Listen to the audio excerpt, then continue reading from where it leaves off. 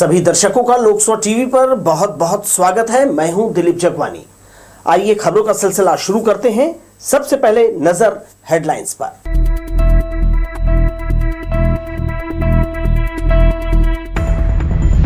भाजपा कार्यकर्ता सम्मेलन में 400 पार का नारा गूंजा। सीएम ने कहा, बीजेपी की कार्यशैली से विरोधी भी हो रहे प्रभावित।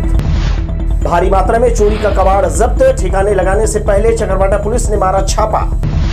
स्वास्थ्य मंत्री के बड़े पिता इलाज कराने पहुंचे जिला अस्पताल। सादगी के लिए जायसवाल परिवार की हो रही तारीफ।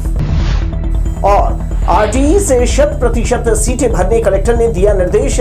शिक्षा व्यवस्था दुरुस्त रखने, शैक्षणिक सत्र से पहले तैयारी पूरी करने कहा। हमारे न्यूज हेडलाइंस के प्रायोजक हैं Makhija test tube baby centre Bilaspur. हम आपके परिवार को पूरा करते हैं। Makhija test tube baby centre, life begins here, Bilaspur, Chhattisgarh. आइए सभी खबरें देख लेते हैं विस्तार से। लोकसभा चुनाव के मद्देनजर विधानसभा स्तर पर भारतीय जनता पार्टी कार्यकर्ता सम्मेलन कर रही है।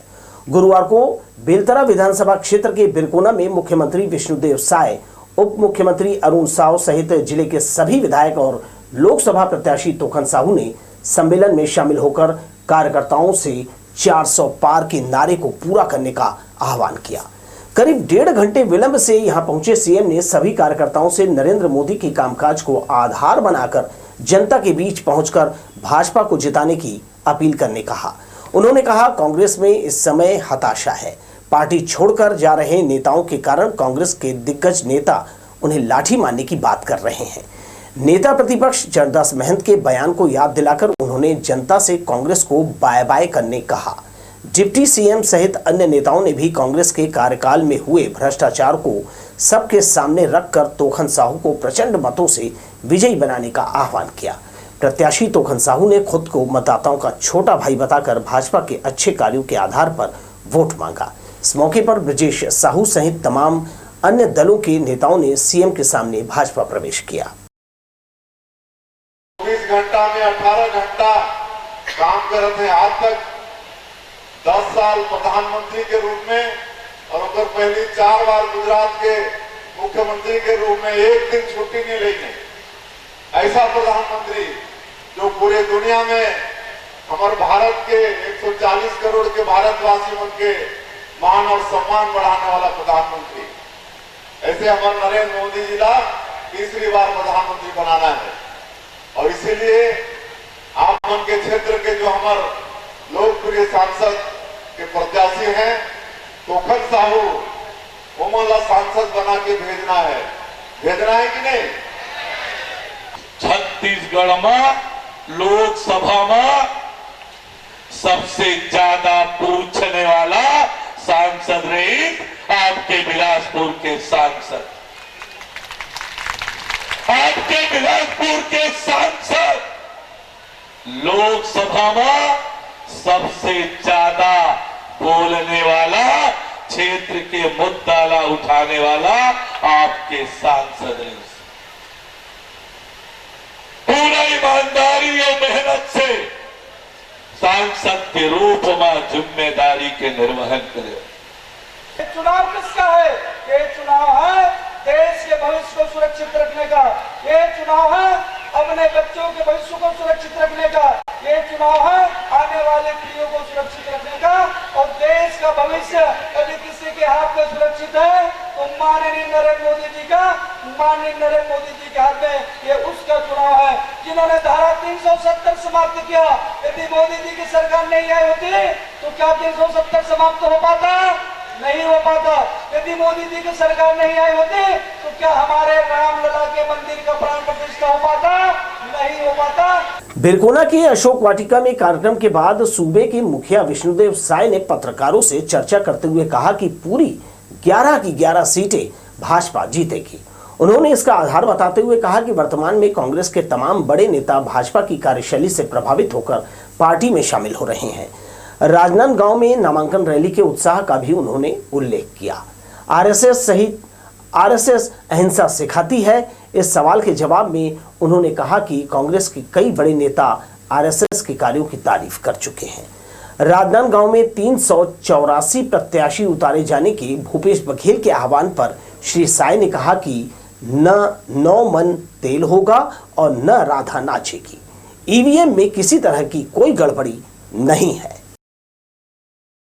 भारी उत्साह है और इसके पहले हम लोग राजनांदगांव में थे।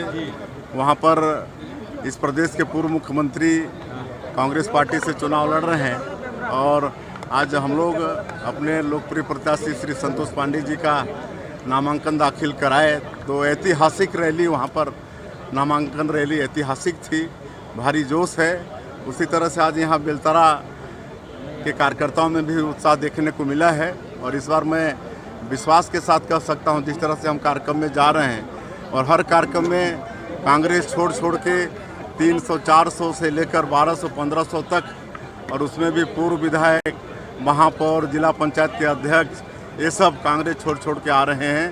तो निश्चित रूप से आने वाले लोकसभा के चुनाव में भारतीय जनता पार्टी पूरी 11 की 11 सीट जीतेगी। और इधर एनएसयूआई के प्रदेश उपाध्यक्ष लकी शशांक मिश्रा ने अपने सहयोगियों के साथ गुरुवार को कलेक्टर कार्यालय पहुंचकर निर्वाचन अधिकारी को लिखित शिकायत की है। जिला प्रशासन को सौंपे गए शिकायत में अटल बिहारी वाजपेयी विश्वविद्यालय की गेट में लगे मतदान को प्रेरित करने वाले बैनर को उन्होंने आपत्तिजनक बताया। श्री मिश्रा ने कहा कि ये सरासर आचार संहिता का उल्लंघन किया जा रहा है। राज्य सरकार को सपोर्ट करने, वोट देने के लिए अपील की जा रही है। उन्होंने तत्काल बैनर हटाने की मांग की। निर्धारित समय तक कार्यवाही नहीं किए जाने पर मुख्यमंत्री का घेराव किए जाने की उन्होंने जिला प्रशासन को चुनौती दी। अटल बिहारी विश्वविद्यालय के जो कुलपति हैं वाजपेयी सर, जिनके द्वारा कॉलेज में एक कैंपेन टाइप का चलाया गया है जिसमें सिग्नेचर कैंपेन भी चलाया गया है और बड़े बड़े पोस्टरों में ये लिखा गया है ईवीएम में नहीं है खोट, मतलब इसकी जांच ये खुद कर लेंगे। इतने बड़े ज्ञाता हैं, इनकी जांच ये खुद कर लेंगे। एक और लिखे हैं कि अपनी ही है सरकार, वोट है हमारा अधिकार।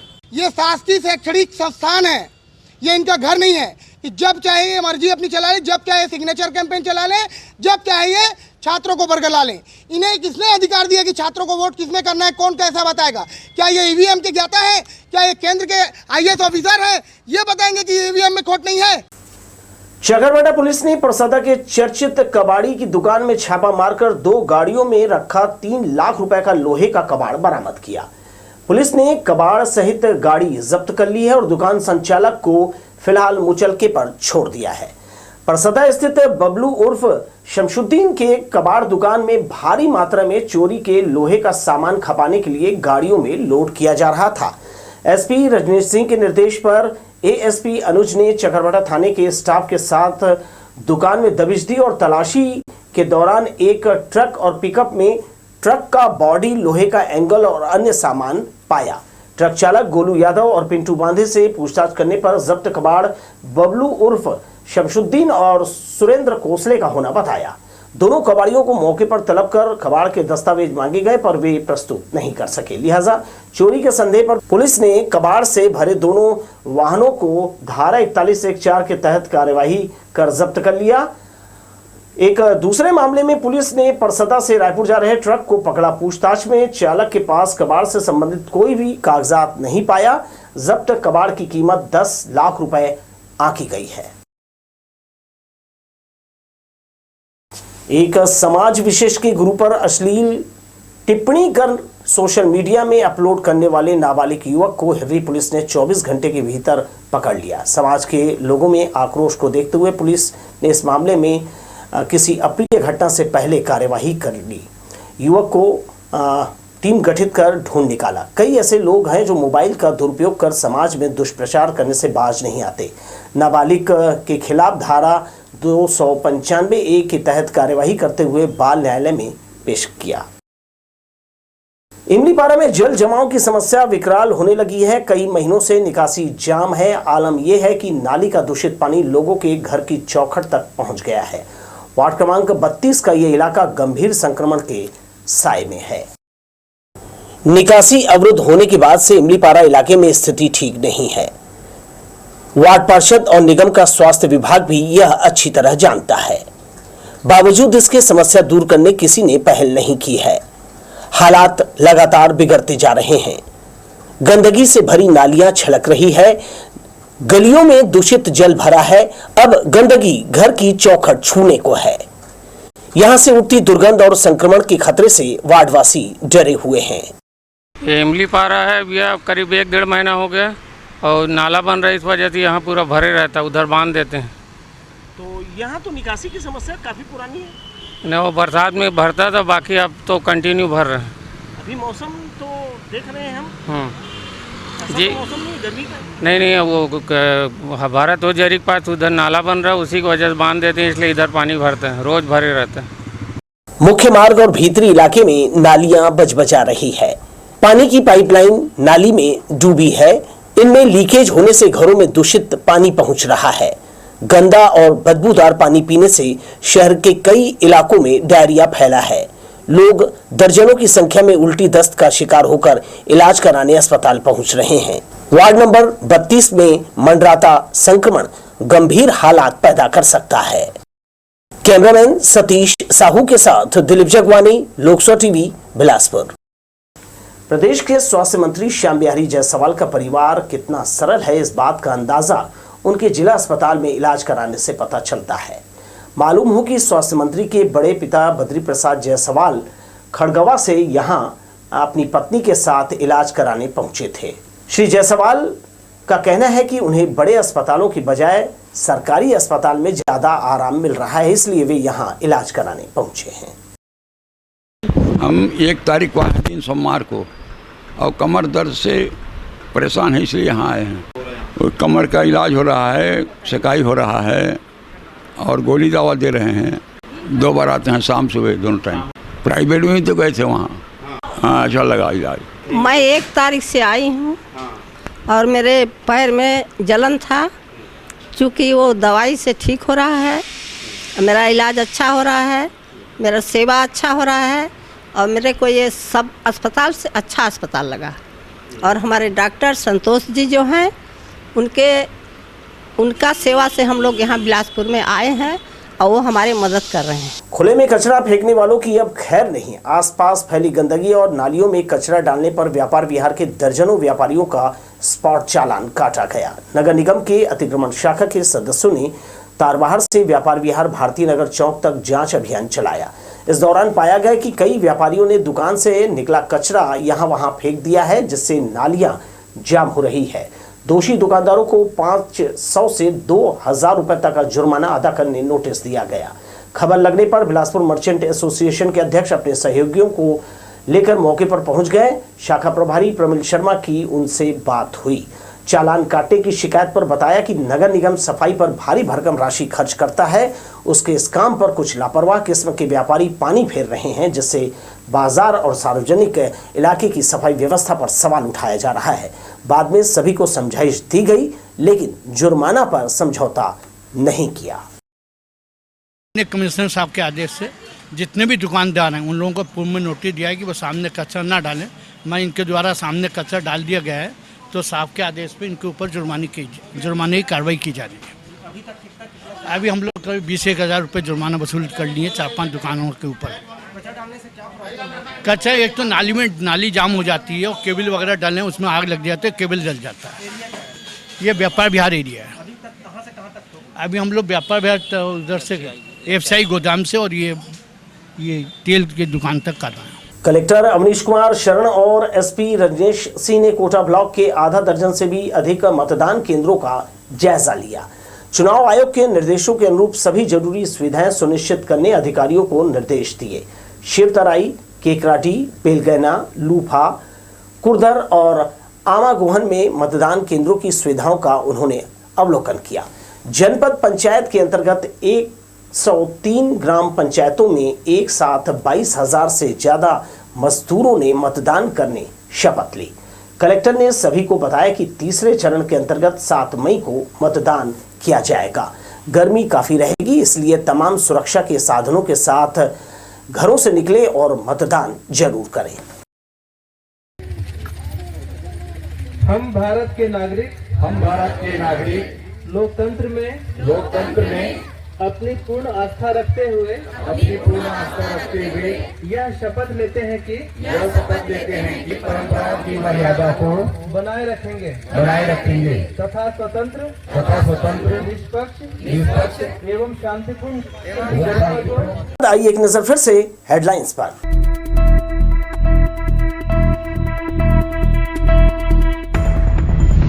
भाजपा कार्यकर्ता सम्मेलन में 400 पार का नारा गूंजा। सीएम ने कहा बीजेपी की कार्यशैली से विरोधी भी हो रहे प्रभावित। भारी मात्रा में चोरी का कबाड़ जब्त। ठिकाने लगाने से पहले चकरभाटा पुलिस ने मारा छापा। स्वास्थ्य मंत्री के बड़े पिता इलाज कराने पहुंचे जिला अस्पताल। सादगी के लिए जायसवाल परिवार की हो रही तारीफ। और आरटीई से 100% सीटें भरने कलेक्टर ने दिया निर्देश। शिक्षा व्यवस्था दुरुस्त रखने, शैक्षणिक सत्र से पहले तैयारी पूरी करने कहा। हमारे न्यूज हेडलाइंस के प्रायोजक हैं Makhija test tube baby centre Bilaspur. हम आपके परिवार को पूरा करते हैं। Makhija test tube baby centre, life begins here, Bilaspur, Chhattisgarh. जिले में आरटीई के तहत प्रवेश और शिक्षा की गुणवत्ता को लेकर कलेक्टर ने प्राचार्यों की बैठक बुलाई और कहा संस्था प्रमुख की मंशा नेक होने पर स्कूलों का संचालन बेहतर होगा। बारिश से पहले मरम्मत कार्य पूरा करने के निर्देश दिए। इस दौरान उन्होंने कहा सभी प्राचार्यों को अपने स्कूलों की विशेष देखभाल करनी होगी, जिससे उपलब्ध सुविधाएं बनाए रखना भी शामिल है। आरटीई के तहत जिले के प्राइवेट स्कूलों के लिए नियुक्त 133 नोडल अधिकारी, स्वामी आत्मानंद उत्कृष्ट हिंदी और अंग्रेजी माध्यम स्कूलों के 34 प्राचार्यों, 4 डीएवी मुख्यमंत्री विद्यालयों के प्राचार्यों की संयुक्त बैठक लेकर कलेक्टर अवनीश शरण ने आवश्यक निर्देश दिए। प्रार्थना सभा भवन में बैठक ले रहे कलेक्टर ने कहा शिक्षा का अधिकार से कोई भी बच्चा वंचित नहीं रहना चाहिए। उन्होंने अशासकीय विद्यालयों में 25% सीट पर निःशुल्क प्रवेश सुनिश्चित करने कहा है।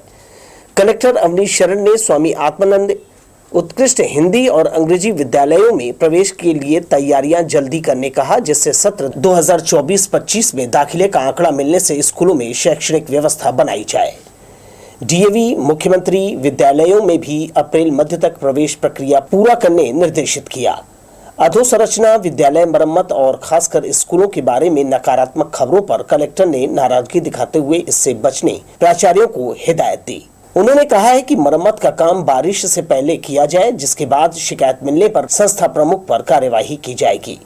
उन्होंने बैठक में मौजूद जिला शिक्षा अधिकारी टीआर साहू, समग्र शिक्षा विभाग के डीएमसी ए राजवाड़े, स्वामी आत्मानंद स्कूल के नोडल अधिकारी अनिल तिवारी से समन्वय बिठाकर कार्य करने कहा। बैठक में सभी बीओ, एबीओ और संकुल प्रभारियों को शैक्षणिक गतिविधियों और स्कूलों में आवश्यकता की जानकारी रखने कहा है। कैमरामैन राजा खान के साथ दिलीप जगवानी, लोकसभा टीवी, बिलासपुर। डाक मतपत्र के लिए उपयोग भारत निर्वाचन आयोग ने छत्तीसगढ़ राज्य के लिए 10 सेवाओं को अनिवार्य सेवा के रूप में अधिसूचित करते हुए इनके कर्मचारियों को पहली बार डाक मतपत्र से मतदान करने की सुविधा देगा। स्वास्थ्य, विद्युत, मीडिया कर्मी, रेलवे, बीएसएनएल, डाक और टेलीग्राम विभाग, दूरदर्शन, रेडियो, राज्य सहकारी दुग्ध और खाद्य निगम के अधिकारी कर्मचारी डाक मतपत्र का उपयोग कर सकेंगे। इन विभागों के अधिकारी और प्रतिनिधियों को इसकी जानकारी दी गई। मंथन सभा कक्ष में सहायक नोडल डाक निर्वाचन अधिकारी ने इसकी प्रक्रिया के बारे में विस्तार से बताया और कहा मतदाता अधिकारी कर्मचारियों को इसके लिए आवेदन करना होगा। जो यह सुविधा नहीं लेना चाहते वो सामान्य निर्वाचन प्रक्रिया में हिस्सा ले सकेंगे। गौरतलब है कि प्रदेश में लोकसभा सामान्य निर्वाचन 3 चरणों में होना है। जिले में लोकसभा निर्वाचन तीसरे चरण में होगा, जिसके लिए 12 अप्रैल को अधिसूचना जारी कर दी जाएगी। डाक मतपत्र के लिए 17 अप्रैल तक आवेदन किया जाएगा। सभी पात्र आवेदनों के आधार पर जिले में पोस्टल वोटिंग सेंटर स्थापित कर डाक मतपत्र के माध्यम से मतदान दिवस से पहले डाक वोटिंग करा लिया जाएगा। सभी 10 विभागों से डाक मतपत्र के इच्छुक अधिकारी कर्मचारियों की संख्या चाही गई है, जिससे व्यवस्था बनाई जा सके। भारत निर्वाचन आयोग का निर्देश है कि ऐसे सेवाएं जो मतदान दिवस के दिन मतदान के लिए किसी कारण से अनुपस्थित रहेंगे, उनको मतदान दिवस के 3 दिन पूर्व ही मतदान करा लिया जाना है। तो छत्तीसगढ़ में ऐसे 10 कैटेगरी निर्धारित की गई है, जैसे दुग्ध संघ है, बीएसएनएल है, रेलवे यातायात सर्विस है, स्वास्थ्य विभाग है, फूड कॉरपोरेशन ऑफ इंडिया है, BSNL है। तो ऐसे विभाग के लोग जो निर्वाचन दिवस के दिन निर्वाचन कार्य में संलग्न रहेंगे या निर्वाचन कार्य में संलग्न नहीं रहेंगे लेकिन अपने विभाग में निर्वाचन के किसी कारणवश संलग्न रहेंगे, तो ऐसे लोगों को पूर्व में ही मतदान करा लिया जाना है। जिला स्वीप कोर समिति की बैठक कलेक्टर और जिला निर्वाचन अधिकारी अवनीश कुमार शरण की अध्यक्षता में मंथन सभा कक्ष में हुई। कलेक्टर ने लोकसभा चुनाव में मतदाताओं की 100% भागीदारी सुनिश्चित करने के लिए जागरूकता कार्यक्रम वृहद स्तर पर आयोजित करने के निर्देश दिए और कहा, स्वीप का लोकतंत्र में विशेष महत्व है। सभी विभाग, संस्थान और सामाजिक संगठन मतदाताओं को जागरूक करने के लिए विशेष अभियान चलाकर प्रचार प्रसार करें। महिला बाल विकास विभाग, NRLM, नेहरू युवा केंद्र, राष्ट्रीय सेवा योजना इकाई को स्वीप के वृहद कार्यक्रम आयोजित करने कहा। पेट्रोल पंप पर मतदाता जागरूकता संदेश बनाने कहा। CMHO को स्वास्थ्य विभाग की पर्ची में जागरूकता संदेश और स्वीप के तहत रेड क्रॉस के माध्यम से ब्लड डोनेशन कैंप आयोजित करने कहा।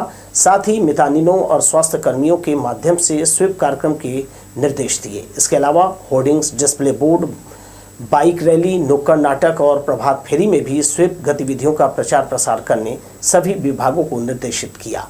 इसके अलावा सामाजिक और व्यापारिक संगठनों के प्रतिनिधियों से कलेक्टर ने स्वीप अभियान में अपनी सहभागिता की अपील की। उन्होंने खरीदारी करने पर दिए जाने वाले बिल में मतदाता जागरूकता से संबंधित संदेश लिखे जाएं। औद्योगिक संस्थानों NTPC, SCCL द्वारा भी स्वीप कार्यक्रमों में सक्रिय भागीदारी पर जोर दिया। इंडस्ट्रियल एरिया से लेकर तिफरा बस्ती तक सभी तरफ सड़कें बेहद खराब हो गई है। इसका उपयोग आमजनों के अलावा उद्योग संचालक करते हैं। भारी वाहनों से माल ढुलाई की जाती है, जिससे सड़क की ये दुर्दशा कई सालों से है। जर्जर सड़क से आना जाना करने वाले इससे तंग आ चुके हैं, मगर विकल्प नजदीक नहीं होने के कारण यहां से गुजरना उनकी मजबूरी बन गया है। बड़े बड़े गड्ढे ऑटो और दोपहिया वाहनों के लिए बड़ा खतरा है। यहां कई बार हादसे भी हुए हैं, मगर CSI DC को इससे कोई फर्क नहीं पड़ता। यह कहीं से सलामत नहीं बची है। मुख्य मार्ग से तिफरा औद्योगिक इलाके तक का सफर लोगों को बीमार बना रहा है। जगह जगह से उधड़ी और गड्ढों से भरी सड़क पर लोग हिचकोले खाते चलते हैं।